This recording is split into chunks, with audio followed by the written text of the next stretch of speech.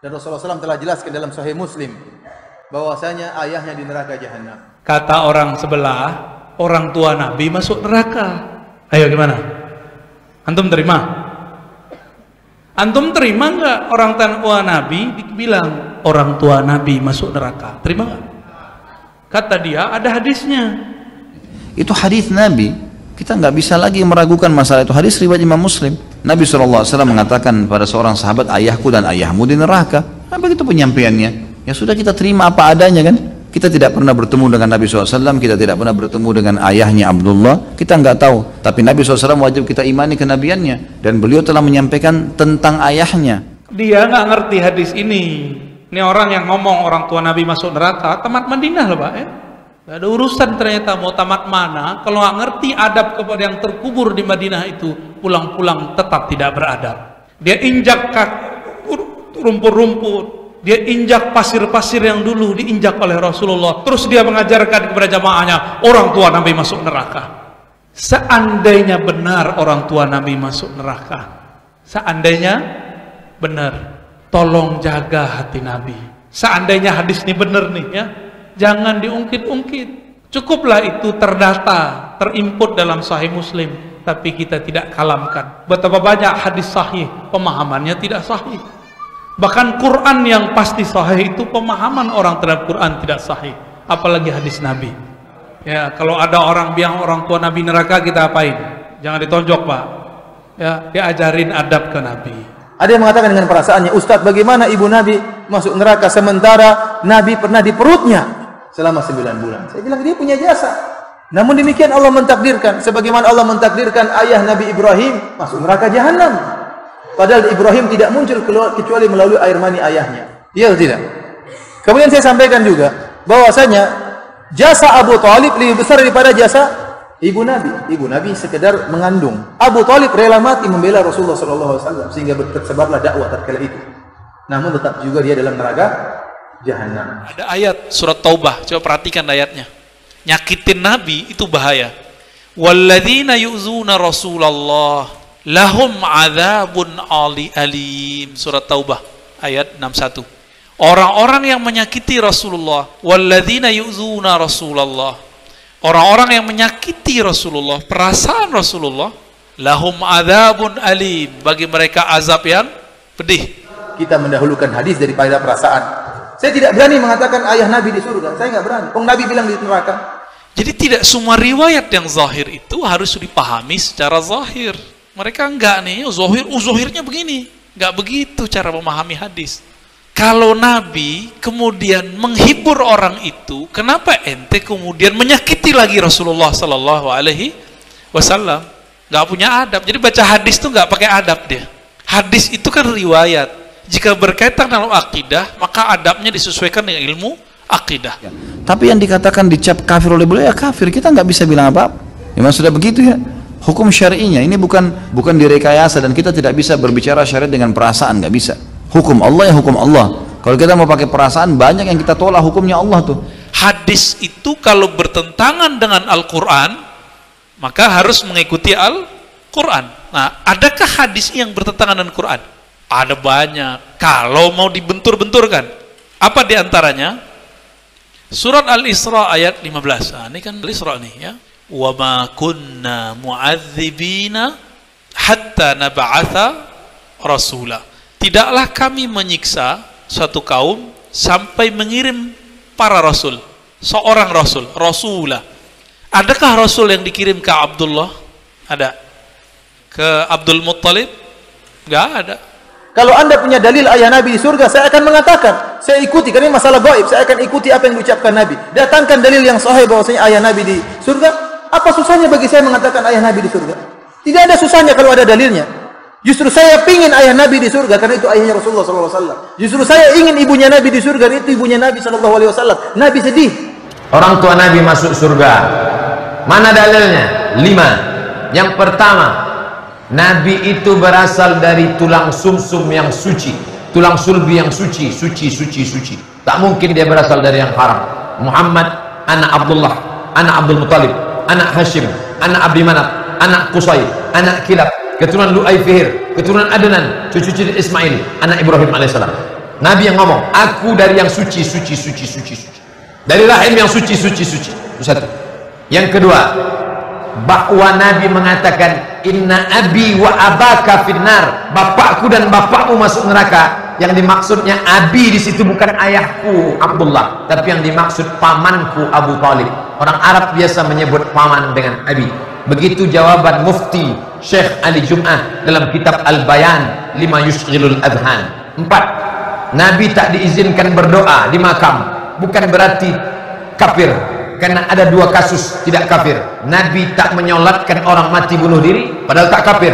Nabi tidak ikut menyolatkan orang yang banyak utang, tidak kafir. Maka dalil mengatakan Nabi tak solat berarti kafir, batal dengan 2 ini. 4. Ayat lebih kuat, wa ma kunna mu'azzibin hatta nab'atsa rasula, kami tidak akan mengazab sebelum Rasul datang. Nabi Isa ajarannya sudah rusak 325. Konstantinopel membuat sebuah konsili, namanya konsili Nisea di Nisea, Turki sekarang, 325. Ajaran Muhammad SAW belum datang. Maka mereka ini disebut dengan ahlul fatrah. Allah menyelamatkan mereka, disebut dengan ahlul fatrah. Pendapat yang kelima, ada 3 orang di akhirat tidak akan masuk neraka. Mereka berdialog dengan Allah. Orang peka, orang idiot, orang yang belum datang Nabi. Peka, kenapa kau tidak sholat? Aku tak bisa belajar Islam. Kan ada ceramah, ceramah memang ada, tapi telingaku peka. Yang kedua, orang idiot. Yang ketiga, kenapa kau tak beramal? Nabi belum datang. Nabi Isa sudah diangkat, Nabi Muhammad belum datang. Aku tak tahu Islam. Ahlul fatrah. Itu pendapat yang kuat tentang ayah Nabi. A'udzu billahi minasyaitonir rajim. Bismillahirrahmanirrahim. Jadi salah satu doktrin dari Wahabi, doktrin mereka nih, ini bukan fitnah loh Pak ya, kita kan dituduh mau fitnah mereka. Ini bukan fitnah, ini ajaran mereka langsung. Mereka dengan lantang dan percaya dirinya mengatakan bahwa orang tua Nabi SAW finnar, masuk neraka. Kalau Bapak punya orang tua jahat, kafir, dibilang finnar, sedih nggak? Tersinggung nggak? Tersinggung nggak? Punya perasaan nggak orang yang begitu? Nggak punya perasaan, nggak punya rasa kepada Rasulullah SAW. Coba kita lihat apa kata Syekh Ali Jum'ah. Hadhihi wahidatun min qadayahumul musi'ah li masya'ari umumil muslimin idza sami'u biha. Ya. Ini salah satu tema-tema yang merusak ya, umat Islam yang disebarkan oleh mereka. Dan itu ustadz-ustadznya, oh ini hadisnya sahih, riwayat Imam Muslim gitu. Dan kita sudah jelaskan dari awal bahwa istinbat mereka tidak benar, penggalian hukumnya tidak benar. Wa hiya annahum yuqirruna bi anna masira walidil Mustafa an-nar yaumil qiyamah. Mereka meyakini bahwasannya kedua orang tua Nabi masuk neraka pada hari kiamat. Ini keyakinan siapa? Wahabi, Salafi ya. Fitnah nggak nih? Enggak. Antum cari aja ustadz yang inisial macam-macam itu ya. Gak usah disebut lah, antum udah tahu sama semua mereka. Sama semua. Gak punya perasaan kepada Rasulullah. Alasannya ini Sahih Muslim.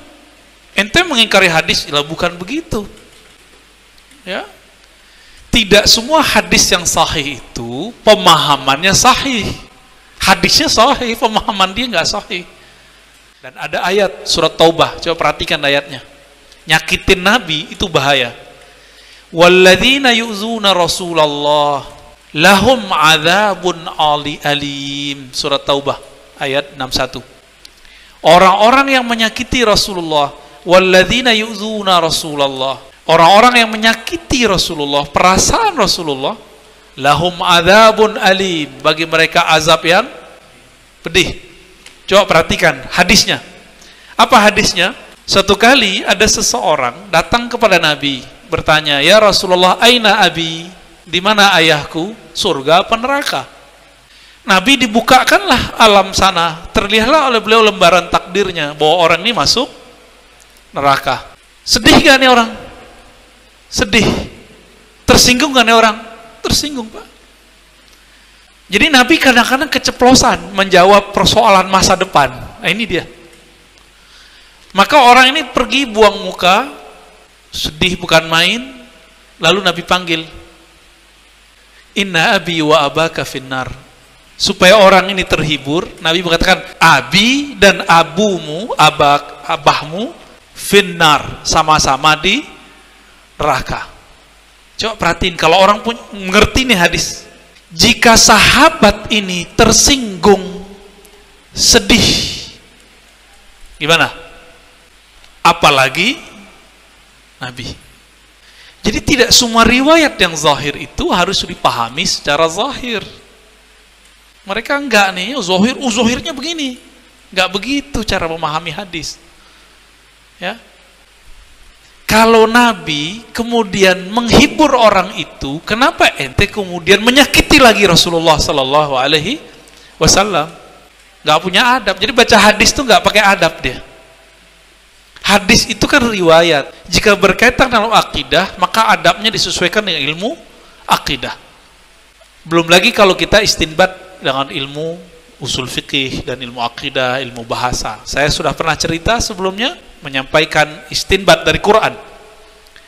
Di dalam Al-Quran ada lafaz aba, ayah, bapak itu tidak mesti diartikan bapak biologis, ayah. Bisa jadi paman, bisa jadi kakek, bisa kakek paman. Siapa aja mereka? Ibrahim wa Ishaq. Ya Pak, Ibrahim wa Ismail wa Ishaq. Ibrahim, Ismail, Ishaq. Ilahaka wa ilaha abaika. Ibrahim wa Ismail wa Ishaq. Anak Nabi Yakub, salah satu anaknya bernama Benyamin, Yusuf bin Yakub bin Ishak bin Ibrahim. Dan kata aba, ayah, disebutkan di situ kakek. Berarti aba bisa artinya kakek. Terus anak Nabi Ibrahim ada namanya Ismail, ada Ishak. Ini cucu dari Ishak, bukan cucu dari Ismail. Tapi disebutkan wa Ismaila wa Ishaq. Berarti ini kakek paman, benar nggak? Maksudnya apa? Bahwa paman termasuk aba, abun, abi. Boleh diartikan ayah. Maka ketika Nabi SAW mengatakan Inna abi wa abaka finnar, abi, bapakku dan bapakmu masuk neraka, itu bukan bapaknya Abdullah, tapi siapa? Abu Jahal, Abu Lahab, gitu maksudnya. Tapi mereka giliran kayak gini aja enggak, wah ini hadisnya begini, enggak begitu caranya. Hadis itu kalau bertentangan dengan Al-Quran, maka harus mengikuti Al-Quran. Nah, adakah hadis yang bertentangan dengan Quran? Ada banyak. Kalau mau dibentur-benturkan, apa diantaranya? Surat Al-Isra ayat 15. Nah, ini kan Al-Isra nih ya. Wa ma kunna mu'adzibina hatta nab'atha rasula. Tidaklah kami menyiksa suatu kaum sampai mengirim para rasul. Seorang rasul, rasulah. Adakah rasul yang dikirim ke Abdullah? Ada. Ke Abdul Muttalib?